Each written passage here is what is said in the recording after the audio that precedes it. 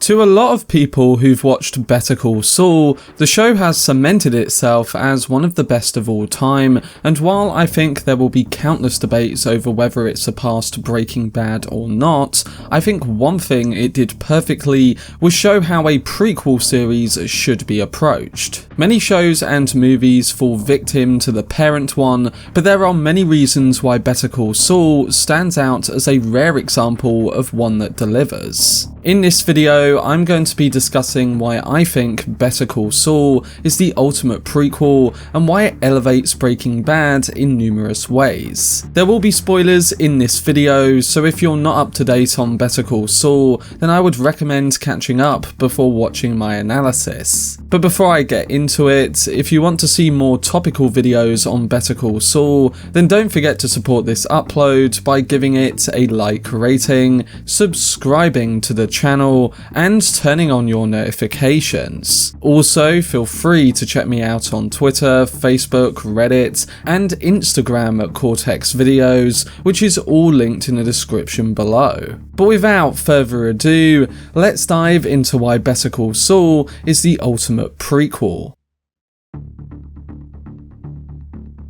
So last week, Better Call Saul came to an end, and according to Vince Gilligan, it was very likely the final straw in a universe that included 2 series and a TV movie. Yes, he did say he may come back to it if everything he does after fails, but knowing the quality that Gilligan, Peter Gould, and the Breaking Bad team put to the small screen, I think it's likely we've seen the end of these stories. And that, in my opinion, is a good thing. Not because it's ending, but because these writers and creators know when to stop and when to put a fully told story to bed. They gave us 3 projects that interweaved, yet breathed on their own with certain aspects, and that's something that many franchises within the TV and film sphere fail to pull off successfully. Other franchises quite frequently take it too far and upset their fanbase by either retreading familiar ground too often, or try to bring something new in an unsatisfying way. Take the recent Star Wars sequels, for example. But Better Call Saul is an example of a spin-off or prequel that was tackled with care and respect when it came to its central character,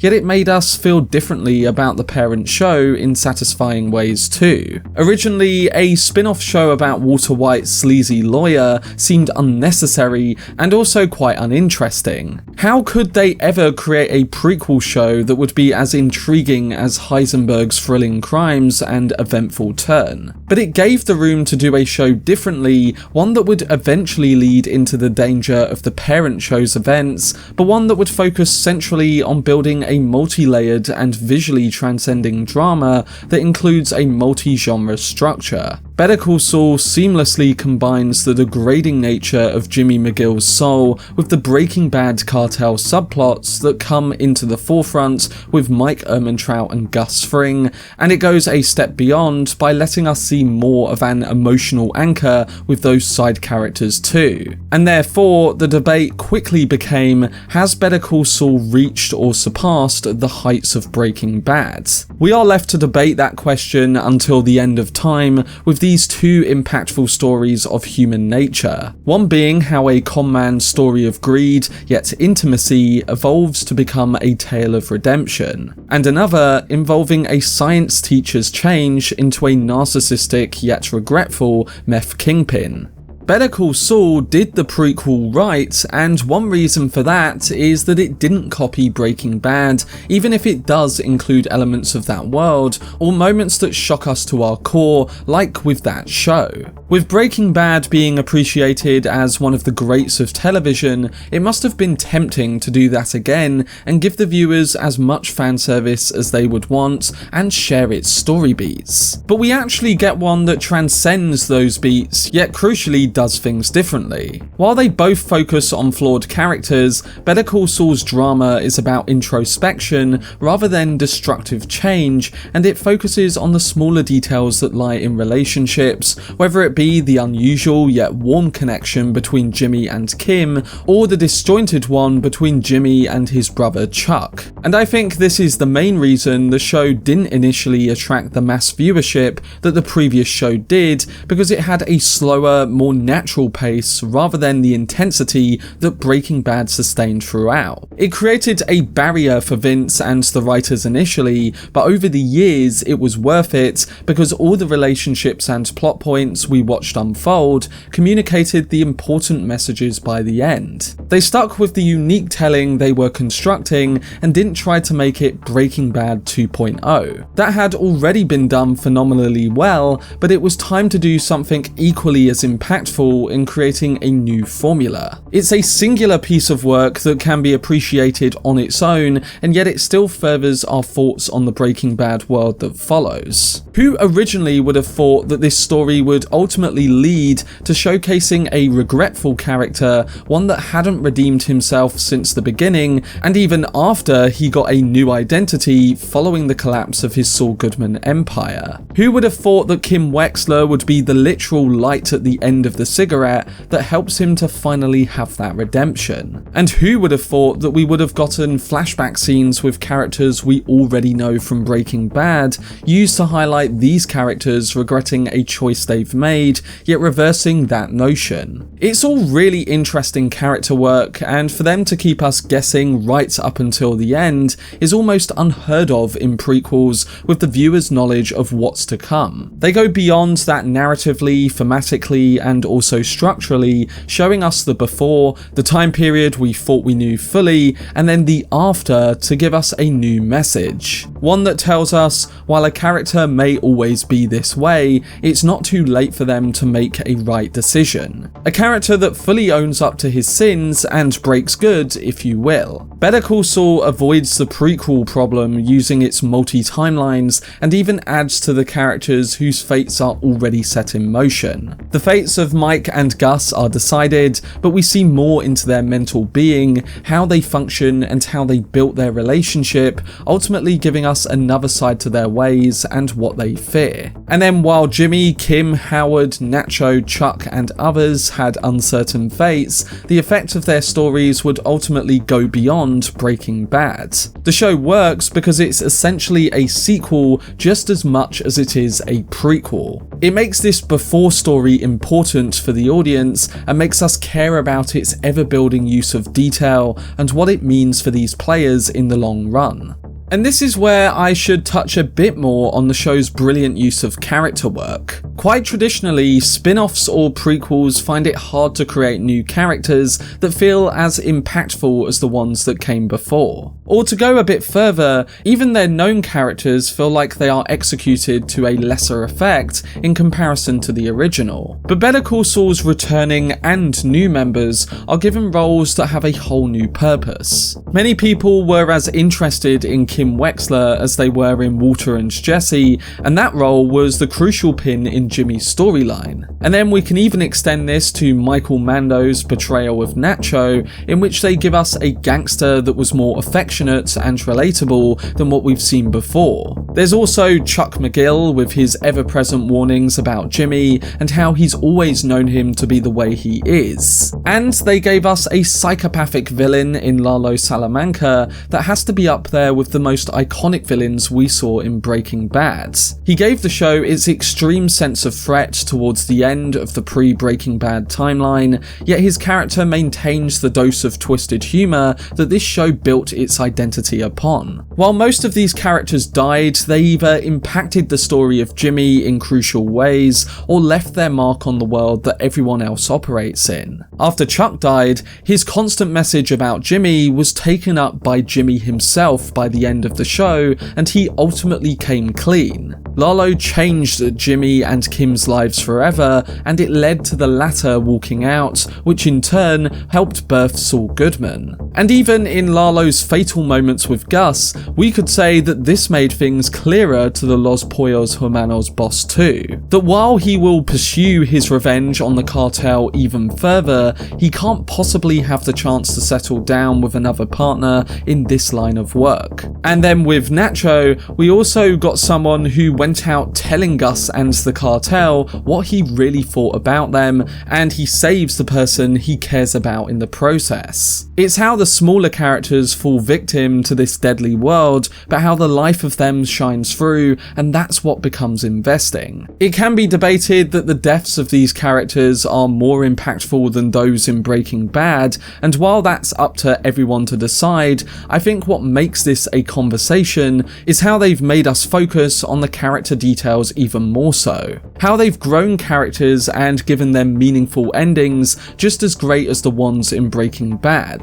And while giving us new characters to invest in, like I touched on before, it made the returning cast more effective too. Gus is given an arc with much more sadness yet reflection, and Mike is more of a tragic hero here than the henchman to Fring we saw in Breaking Bad.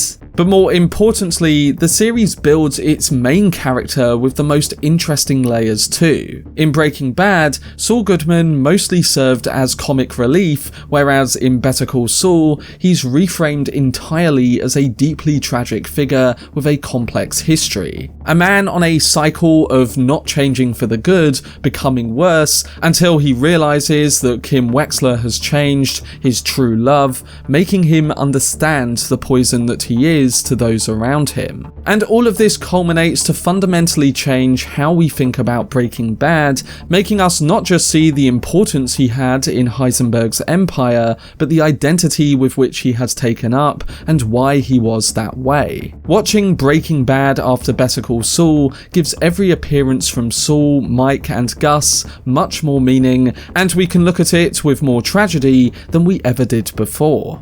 But alongside the characters and narrative beats, the show goes even further in creating a just as compelling prequel. I cannot mention all of these great things without at least mentioning the masterful production and cinematography of this show, whether it's effectively communicating its powerful meaning through a single frame, conveying tone in a musical note, or sustaining the pacing of a moment within the edits. The Better Call Saul cinematography, for instance, excels in just about every area. It builds mood with its lighting, it frames its subjects using a variety of angles and camera movements, and it made the TV montage the best it's ever been. Whether it be the Something Stupid montage or the Cinnabon montage, it gets its message across in the space of a few minutes very effectively. I will likely be doing a video on the cinematography at some point because I could talk at length about that in a whole upload, but like most people who've seen the entirety of Saul, I agree that the photography is absolutely stunning in this show and some of the best I've ever seen. There's shots that linger within our minds for the rest of time, whether it be the opening shot of Gene in his home, watching his Saul Goodman commercials in colour, to then see that shown to him again and leading to his eventual arrest. Or the shot of a blue flower at the beginning of the Rock and Hard Place episode, grown at the death site of Nacho to indicate the life that he embodied and displayed, even if he was in a doomed line of work. Or even the image of the Zafiro Anejo bottle top lying in the road, signalling that Kim and Jimmy's relationship is poison for others around them. Yet reversely, it can communicate that they are the one thing that together aids Jimmy's redemption arc in the end too. It's important imagery that isn't just there to be pretty. Breaking Bad had amazing cinematography too, but I think that this is one area that Better Call Saul has progressed in, and it really helps to elevate the ideas it leaves in our mind. But yes, the overall production on Better Call Saul helps to sustain its slow build pacing that, while slow, is effective and right for this kind of show. In the end, it all builds on what happens, and on rewatch, it's even more effective. And I think it's this slower build in its very fabric that became too much of a change for some viewers in the earlier seasons. But those who did stick with it and become comfortable with what Better Call Saul was trying to tell us and the way it was doing so have been rewarded in its final bow. The show is now being labelled as one of the all-time greats, and that's based on a lot of its own merits. The telling of Jimmy McGill's story is much different to what we saw in Breaking Bad, and after watching both shows multiple times, I think it's too simple to just compare it to that show. I understand why, and it's interesting to see what people would pick, but I guess what I'm leading to is, why put Breaking Bad and Better Call Saul against one another when you can appreciate both for what they each do great? I mean, the fact that viewers are even asking the question of what's better at all tells me that Better Call Saul has done what it set out to achieve, and that's quite a rare feat which we don't see much of. A prequel series that offers its own characteristics as powerfully as the original did. It's crazy that we've even gotten to a point where this is a debate, and I think it speaks to the power of Better Call Saul as a great example of the prequel. But that was my video essay on Better Call Saul being the perfect prequel series. Of course, we can all have favourites when it comes to two of the best shows of all time, but I think it's great to appreciate both shows having achieved individual feats. I can't wait to rewatch the Breaking Bad universe again and again in the future, and I think it will be a long time before we see the level of quality we got in this universe in another. But that's just my opinion, and I'm interested to hear your thoughts towards Better Call Saul being a perfect prequel, alongside how you would rank it with your favourite shows of all time. Let me know down below in the comment section, and stay tuned for more uploads on the show over the next couple of weeks, including a ranking video on all seasons of Breaking Bad and Better Call Saul. For more videos on shows like Better Call Saul, then subscribe to the channel and turn on your notifications. Also, if you enjoyed this video, remember to leave a like rating and follow me on social media via the links in the description. But anyway, I hope you guys enjoyed it. I've been Cortex, and as always, make some noise.